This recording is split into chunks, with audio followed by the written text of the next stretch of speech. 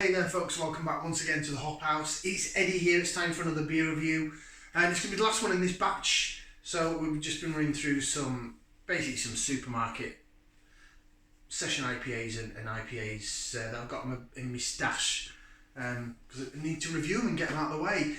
If you're brand new to this channel, welcome along to the Hop House. We call that because we like hoppy beer, we like house music. If you like either of those or both, give us one of those. Give us a like, share, subscribe to this channel. If it sounds like it's going to be your cup of tea, do you want to see what our next review is?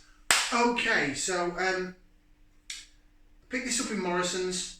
So we've done a couple of beer towns, we've done a wild beer as well. And this is going to be the final beer of this session, the strongest one. And we're going to Magic Rock. Now, Magic Rock have sort of similar things in common with Beavertown. They were once really highly regarded as a really good craft beer, but then they got taken over. Now Beavertown got taken over by Heineken, big company. Everybody knows that it's one of the big lager companies that dumbs everything down. Carlsberg are very similar, and I am worried for some of the Marston's brands now that Carlsberg's taken over, especially since some of the breweries have been shut down. But Magic Rock haven't been taken over. In fact, recently, in the last few months, they've sort of been sold. So Magic Rock, along with 4Pure, they got bought out by a company called, I don't know what the name of the actual company is, but they produce Lion Lager. I think it's a Australian company maybe. But they really did, some of the beers suffered. Now, being a Yorkshire lad, I drunk Magic Rock quite a few years ago. I wasn't really into my craft beer, but I did have a few Magic Rock beers and I thought they were decent, I thought they were really good, but they were really, really highly regarded. So this is one that's been out in Morrisons for a few months now. I just haven't got around to reviewing it. I've been a bit behind with the times because I've had that much other stuff, and I had another Magic Rock beer that I drank off camera that's also in Morrisons that I didn't like at all. So maybe we should get a can of that as well, just to review it, just so you can see me not like a beer and pull some funny faces. But this is this beer anyway. It's the Fabulist. It's 6.2%, and it's yet another hazy IPA. So all these beers have been hazy, sort of New England style IPAs. They are a lot of what I do on this channel. I'm aware of that, and there are a lot of what's in supermarkets as well. Should we get this out in the glass? 6.2% then, nice can artwork, Magic Rock, Huddersfield based. So they were taken over by this company that owned Lion Lager, and now they've been taken over by another company that's also brews lagers, brews a company called Utopian, and they really are some fantastic lagers. So I've heard. I'm not really a massive lager drinker, so can't really say I've had any of their stuff. I'm using my Mrs. Gin glass. It's got a red tint at the bottom. Again, if you do, just be aware of that. Otherwise, if you're regular viewers, you'll know. Yes, this is hazy then. So the appearance on it, the darkest one of the lot. It looks a really burnt orange, sort of dark burnt orange, burnt caramel sort of colour. Almost ambery. I've had a few beers like this recently. Some of the little ones were like this. Let's go for some laser vision, as we call it, where we jig, and we see how the head reacts, like so. And then we twirl it, give it a jig about, and see the quality of the head. Yeah. Looks okay, looks decent. Slightly darker malt. I'm just hoping that it's not going to taste artificial. The other beer that I had, Magic Rock's, one of Magic Rock's core IPAs has been the High Wire, and they did the High Wire Grapefruit. This was the High Wire Tropical. It's also in a 440ml can. Maybe I'll pick up a can of it. It's just £3, or it might even be £3.50. But it's like £3 in my money that I just don't want to waste because it was dreadful. You know what? I might review it. We'll see how we get on anyway. Right, let's put that into there. Let's give it a whiff, see what we can sniff.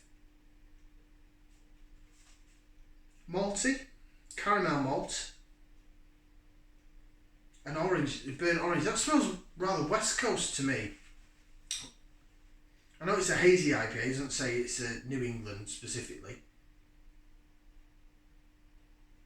That definitely smells more West Coast to me. I'm getting the burnt caramel and an orange, hoppy orange vibe and a bit of pine.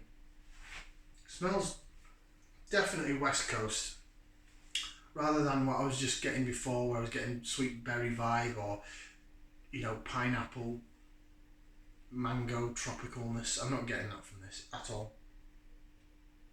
Right, let's give it a try. Bottoms up, down the hatch.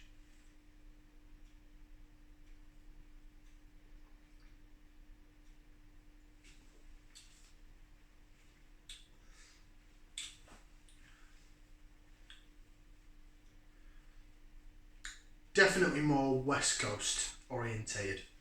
Now, granted, West Coast IPAs have changed. So again, if you're new to the channel and you don't know that much about beer, well, like, I'm going to educate you. I'm a fat lad in the kitchen. I don't work in the industry or anything.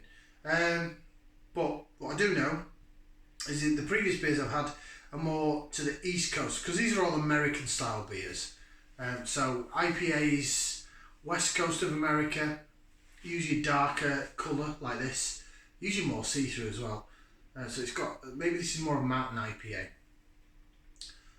But the West Coast style is more hops in the boil, when they put it in the boil kettle, and it will bring out more bitterness, and you'll get more pine, more grapefruit, more citrus like lemon lime, but quite pithy, quite wah. This isn't necessarily massively wah, but it's a lot. This is the most bitter beer I've drank out of the ones I've had today.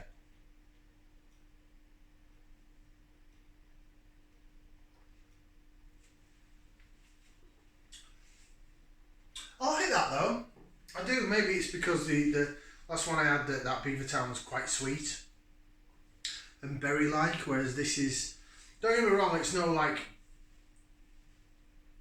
twisting my tongue upside down, wah, bitterness, but it's got that element to it.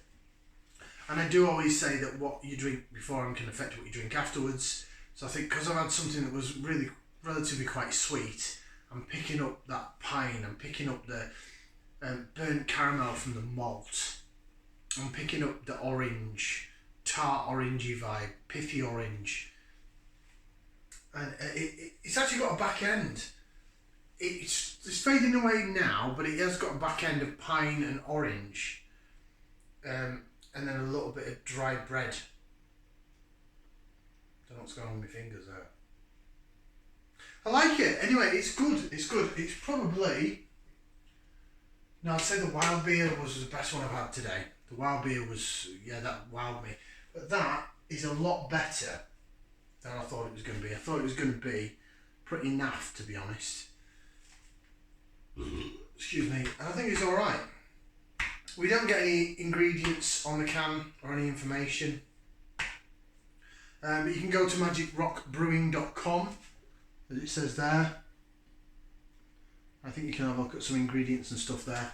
Yeah, I like that. So I'm going to give that, a solid thumb and a half. No, I'll give that 2 thumbs up. I like that. I really like that. It's sticking around a bit longer than I anticipated. Yeah, that's really good. I like that. Yeah, I'd buy that again. What's the date on it?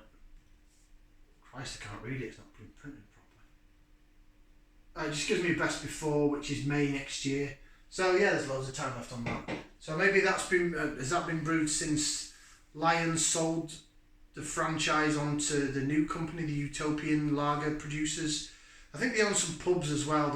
They're like a pub chain company, but the brewers, and they seem to brew good stuff. So hopefully this is the future of Magic Rock, back to being decent and not really artificial tasting, like that high wire tropical. I might get a can of it, you'll see. 2 thumbs up from me. Ta for watching. That's me done for the day. So ciao for now. Don't forget, live stream on the 18th. We'll see you there. Ta.